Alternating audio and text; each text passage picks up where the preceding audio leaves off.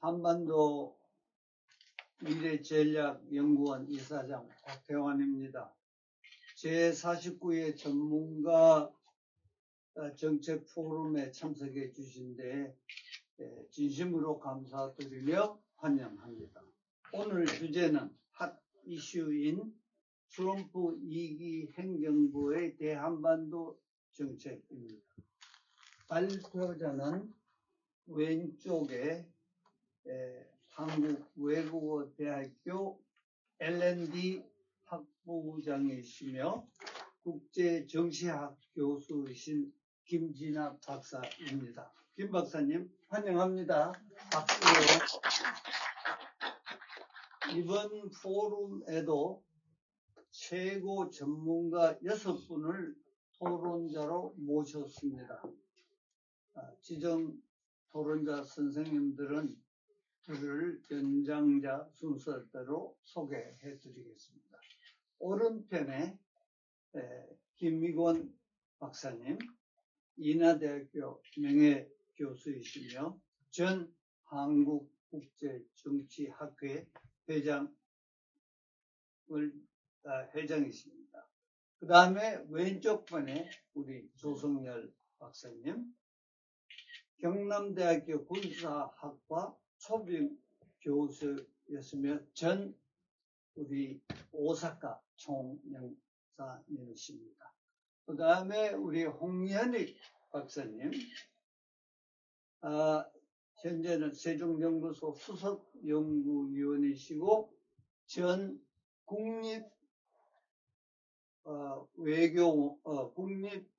국립외교원 원장이십니다. 환영합니다. 그 다음에 이상원 박사님, 한국외대 외고대학교 정외과 교수이시며 전 한국국제학회 회장이셨습니다. 그 다음에 우리 오른쪽에 장용문 박사님, 연합뉴스 북한 통일 전문 기자이십니다. 그리고 현재는 북한대학원 대학교의 겸임 교수로 강의를 하고 계십니다. 그 다음에 정대진 박사님, 왼쪽에 원주한라대학교 경영학과 교수이시면서 우리 북한 통일 분야에 최고가 아니라 하면은 모두 누구나 생각할 정도로 잘 알려주신 분이시죠. 자, 그 다음에 우리 연구원 스텝은 저기 계시는 기성원 팀장님. 오늘 주제는 트럼프 2기 행정부의 대한반도 정책과 관련해서 심층 분석을 하고자 합니다. 특히 오늘 주제와 관련하여 첫째, 트럼프 2기 시대 미국의 대한반도 정책의 핵심 이슈들에 대한 심층 분석과 둘째, 트럼프 2기 시대 미국의 대한반도 정책 변화에 대한 한국 정부의 대응책에 관련해서 또 심층 분석을 하려고 합니다. 그러면 주제 발표자이신 김진아 교수님의 발표를 먼저 듣기로 하겠습니다. 김 교수님, 45분 동안 부탁드립니다. 네, 감사합니다.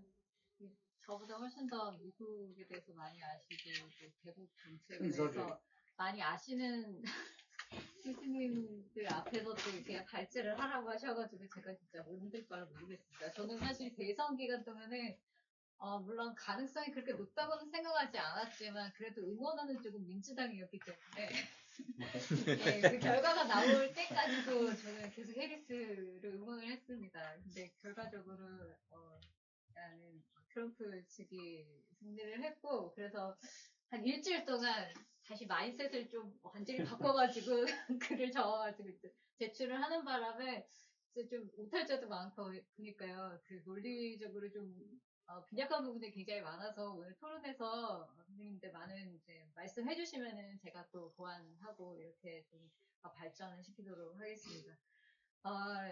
계속 선거 기간 동안에 들려왔었던 그런 얘기들은요, 아무래도 1기 때보다 2기 때가 훨씬 더 그 방향성이 예측 불가능할 것이다 라는 그런 점이었고, 그리고 주변 사람들이 적어도 1기 때 같은 경우에는 전통적인 온건 보수주의자들이 적어도 정부 요직을 차지하고 있어서 일방적인 어떤 정책을 수립을 하려고 할 때 뭔가 제동장치 역할을 했다라고 한다면 2기 때는 그러한 메커니즘이 굉장히 약화가 될 것이기 때문에 1기 때와 상당히 정책적으로도 2기 때는 차이를 보일 것이다 라는 그런 예측이 굉장히 많았었던 것 같습니다. 특히 한반도 정책과 관련해서는 트럼프 행정 그 2기에서 북한의 핵 보유 이런 것들을 용인을 하지 않을까. 그래서 핵 군비 통제 협상을 시작하지 않을까라는 그런 예측들이 조금씩 나왔었던 게 사실입니다. 사실 이 예측들은 비단 대선 기간 동안뿐만이 아니라 이전에도 분명히 나오고는 있었는데 아무래도 이제 공화당의 트럼프 후보가 우세하다는 그런 예측이 훨씬 더 높아지면서 또 공공연하게 나오지 않았나 싶습니다. 그리고 아울러서 한미일과 관련해서도 기존에 이제 제도적 그런 틀을 많이 구축해 놓긴 했지만 이 상하병력 그 체제가 아무래도 구조적으로도 변화를 겪을 것이다라는 그런 우려도 상당히 나왔었던 것 같습니다. 네, 하지만 또 다른 측에서는 여전히 중국 문제 중요하고 인도 태평양에서 한국의 가치라는 것이 전략적으로 중요하기 때문에 대북 정책을 변경시킴에 있어서도 한국 의사에 정반대되는 그런 정책을 과감하게 추진하기는 또 어려울 것이 아니냐라는 그런 희망 섞인 그런 분석도 동시에 제기된 것 같습니다.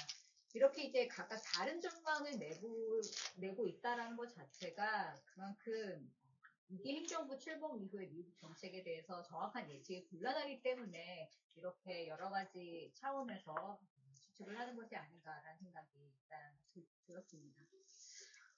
물론 캠페인 기간 동안에 트럼프 당선자는 북한과 개인적인 친분을 강조를 했고요. 그런 여러 가지 발언들을 볼 때 북한과 관여를 계속하겠다라는 그런 의도를 해석하는 경향이 상당히 컸었던 게 맞는 것 같습니다.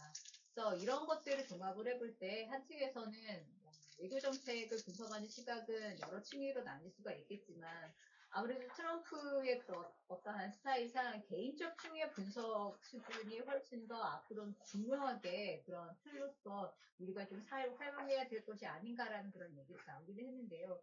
저는 적어도 제 페이퍼에서는 이제 대북 정책과 관련해서 미국이 그래도 어느 정도 합리적인 결정을 할 수 있는 그런 여러 가지 목표들 이런 것들을 먼저 보고서 그리고 실현 가능한 여건들 이런 것들에 비추해 봤을 때 여러 가지 정책 대안 중에서 비용 편익을 그래도 생각하면서 고를 것이다 라는 그런 생각을 일단 했습니다. 그래서 제가 전반적으로 봤었던 것은 비핵화라는 그런 목표가 과연 지금까지 얼마나 유용을 했었고 계속 지속성을 보였는가 그리고 지역 분쟁의 여러 가지 종류들이나 아니면 미중 경쟁 구도나 이러한 여건 속에서 과연 지금까지 투트랙으로 가져왔었던 압박과 대화의 그런 대안들이 어떠한 비용 편익을 가지고서 선택이 될 것인가 이런 부분들 좀 구조적인 시각에서 들여다보려고 그렇게 노력을 했습니다. 첫 번째로 비핵화 협상과 관련해서는요.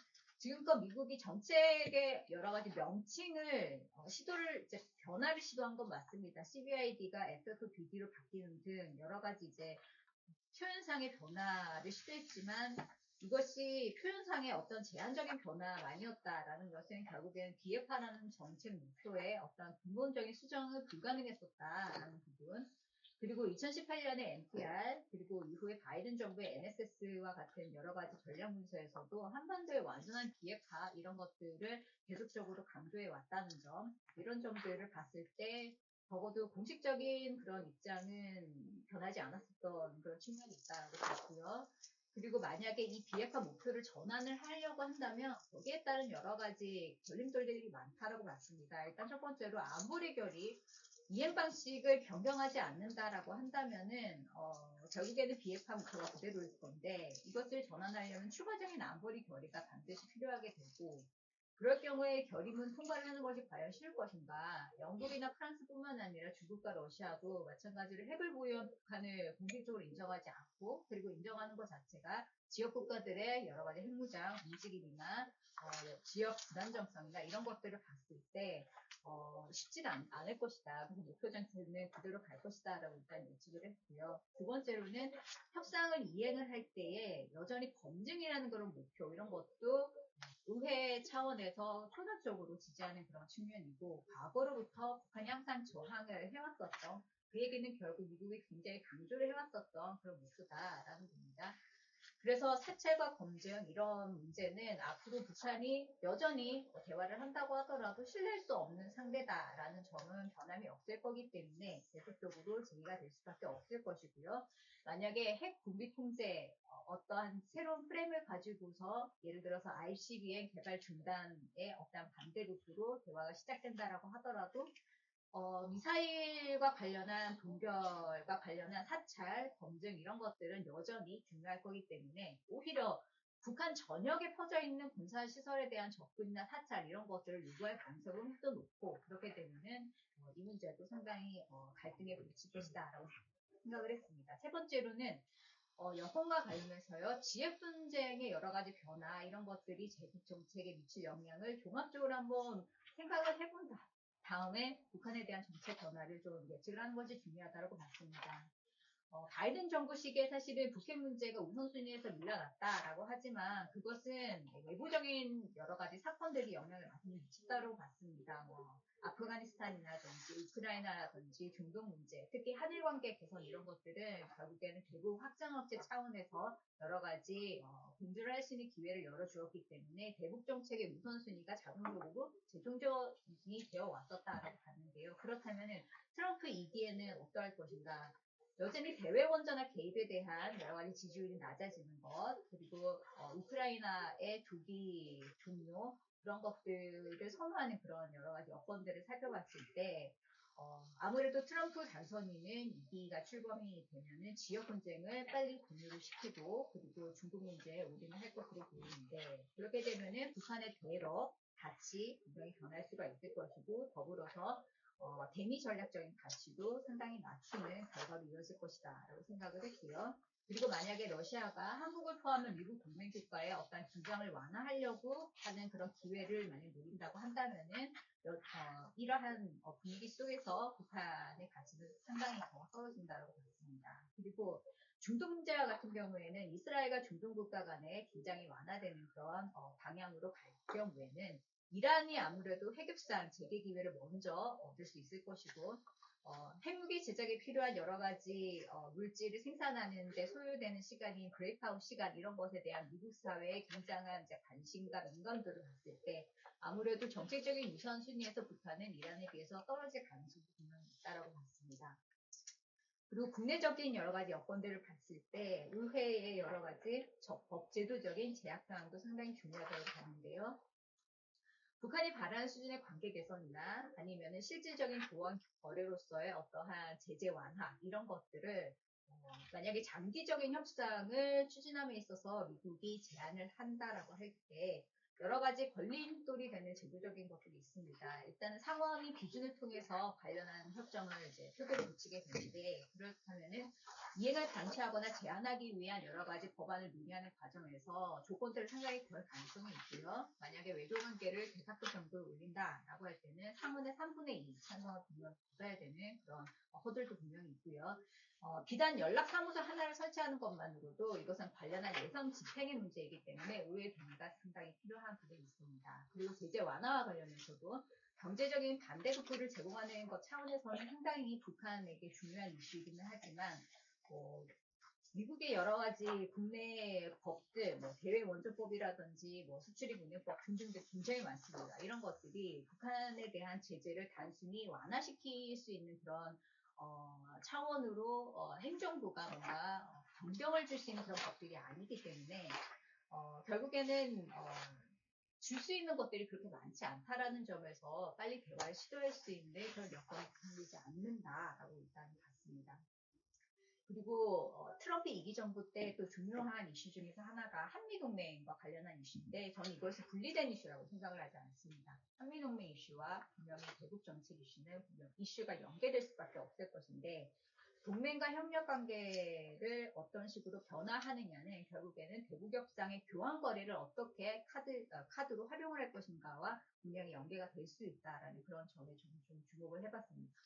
그래서 지금 논의가 되고 있는, 또 우려가 되고 있는 주한미군의 군구조 조정이라든지 병력 규모 변화 이런 것들이 함께 논의될 가능성이 있어서 만약에 물론 방위비 제역상 문제를 포함을 해서 동맹국 간에 어떠한 방식으로 이런 갈등 문제를 해결하느냐가 결국에는 북한과의 어떠한 관계 개선 이런 거의 기회를 열어줄 것인가 아니면은 제한 사안이 될 것인가 이런 부분에 충분히 영향을 줄 수 있다라고 그렇게 봐요.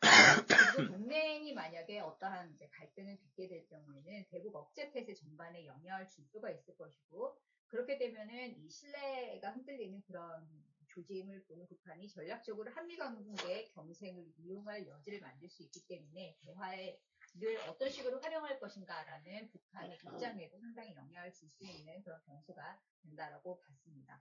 또한 무역 관계도 상당히 대북 정책과 연계가 되는 지점이 있다라고 봤는데요.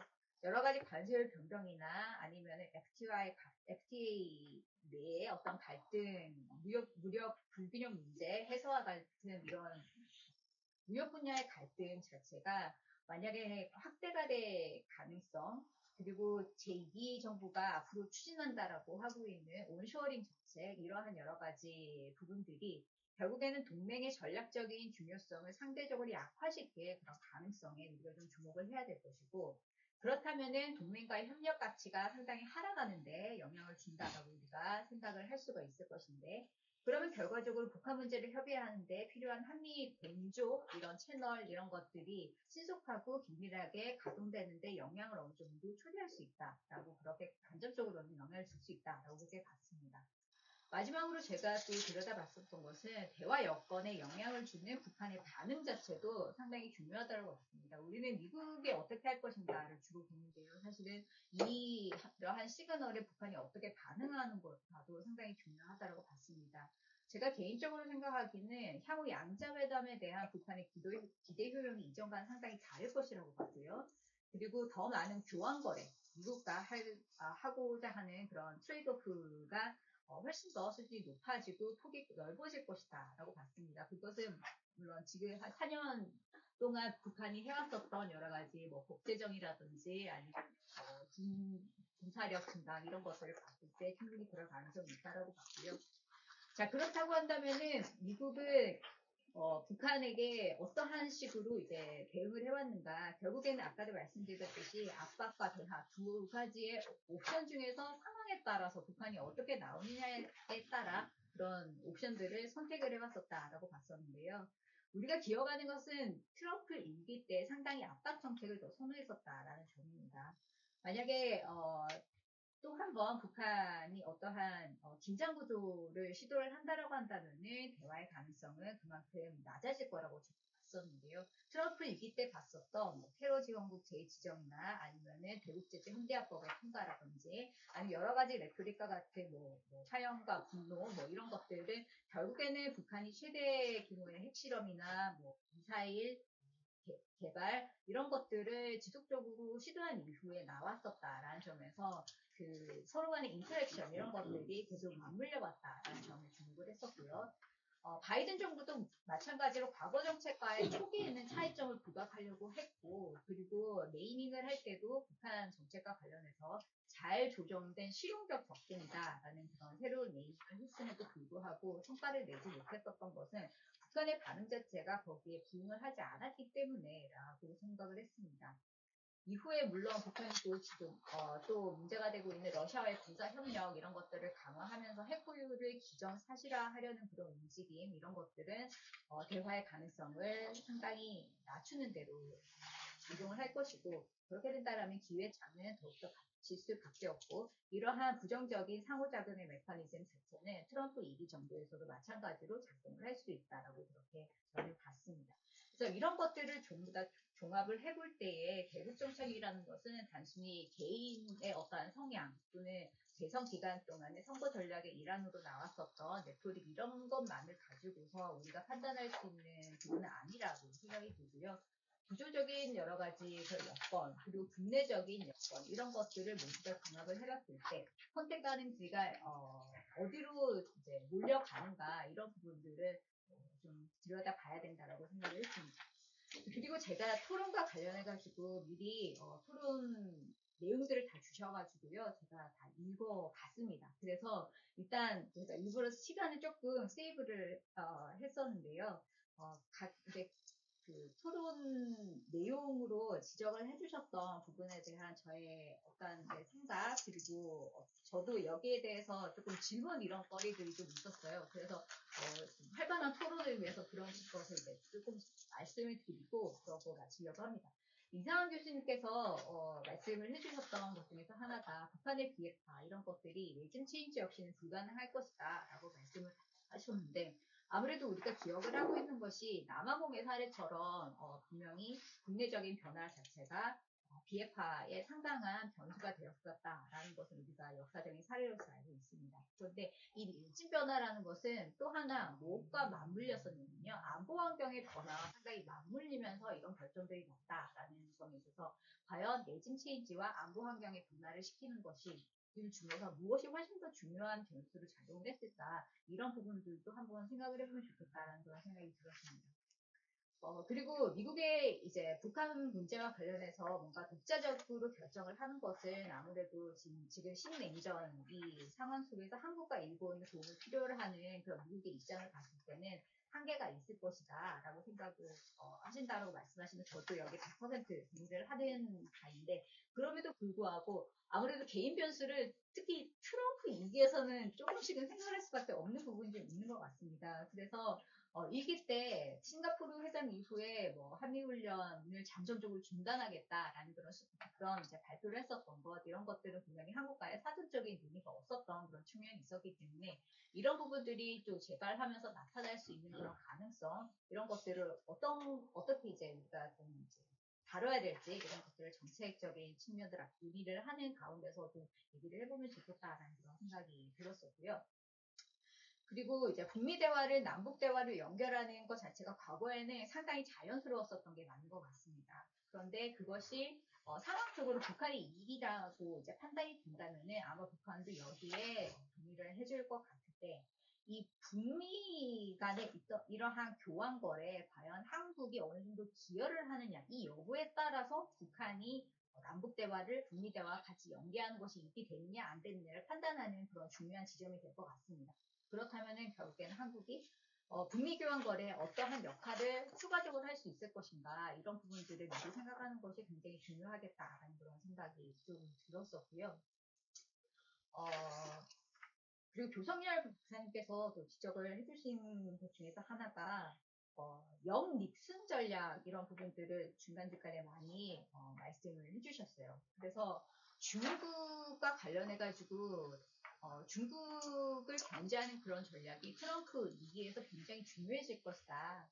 그렇기 때문에 러시아와 미국이 무정히 어떠한 타협을 하면서 러시아 카드를 쓸 것이다라는 그런 얘기는 제가 여러 학자분들한테서 또 많이 들은 바가 있어가지고 이 부분에 대해서 제가 또 좀 고민을 좀 해봤는데요.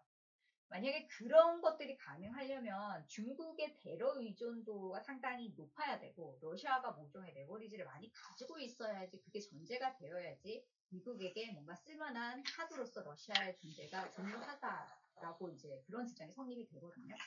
그런데 중국은 글쎄요, 지금 뭐 러시아의 최대 무역 파트너로서 오히려 러시아의 중국 의존도가 상당히 높고요. 그리고 러시아가 뭐 투자 시장이라든지 그리고 기술 접근성 이런 것들을 봤을 때 오히려 중국에게 훨씬 더 많이 의존하고 있는 상황.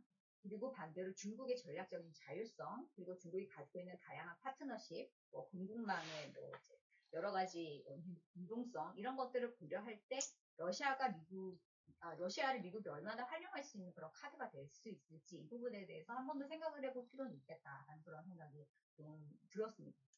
그리고 조성열 박사님 이제 토론문에서 또 지적한 부분 중에서 하나가 기획화 용어가 최근에 이제 정강정책 그리고 SCM 공동성명 이 부분에서 빠졌기 때문에 이 부분에 대해서 트럼프 대통령 2기로 이제 넘어가면서 계속 이런 흐름을 가져갈 것이 아닌가라는 그런 부분들을 말씀을 해주셨는데 제가 제 논문에서는 지금 이런 식으로 썼어요. 그러니까 비핵화 표현이 빠졌다라고 해서 목표가 포기되었다라고 할 수가 있을 것인가 라는 부분을 제가 약간 문제 제기를 좀 했었거든요. 관련해가지고 백악관과 국방부가 11월 1일과 2일 이제 관련한 기자회견을 하면서 이 문구가 빠졌다라는 것이 정책 목표의 변화를 의미하는 것은 아니다라는 그런 입장을 밝혔기 때문에 이 부분을 우리가 앞으로 어떻게 해석을 계속 해나가야 될 것인가 이런 생각이 사실 좀 들기는 했습니다.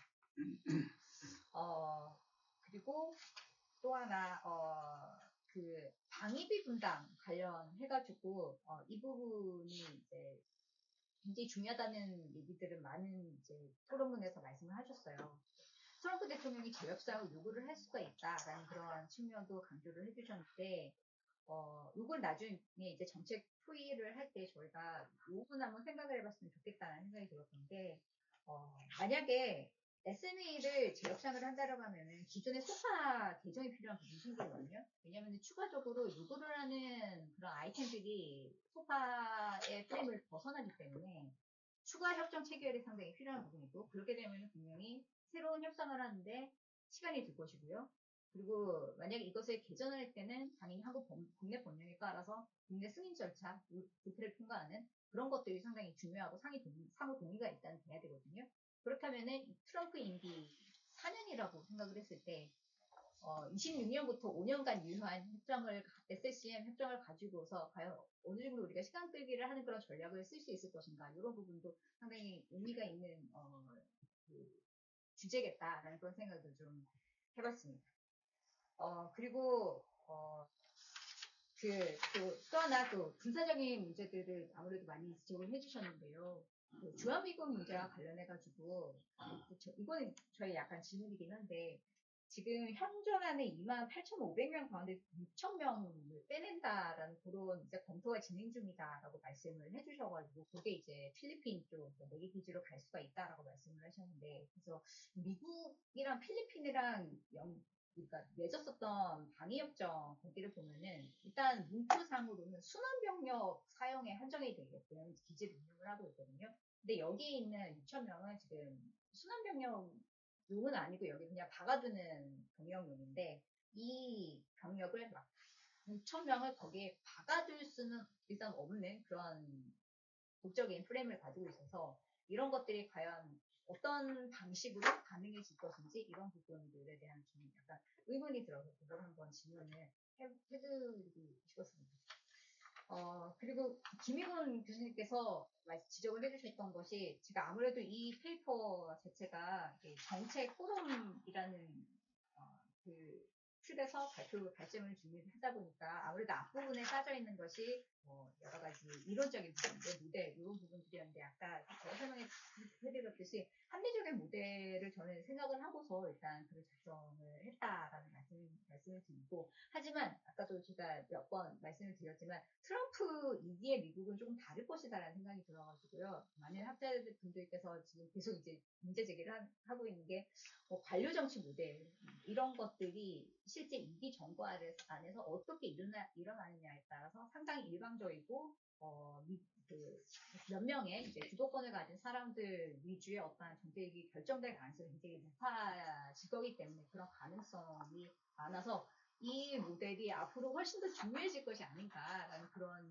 말씀을 해주시는 분들도 계셔가지고요. 그 부분에 대한 교수님의 의견도 저는 좀 듣고 싶다라는 그런 생각을 좀 했습니다. 네, 그래서 여기까지 제가 말씀을 드렸는데 시간이 조금 남기는 했습니다.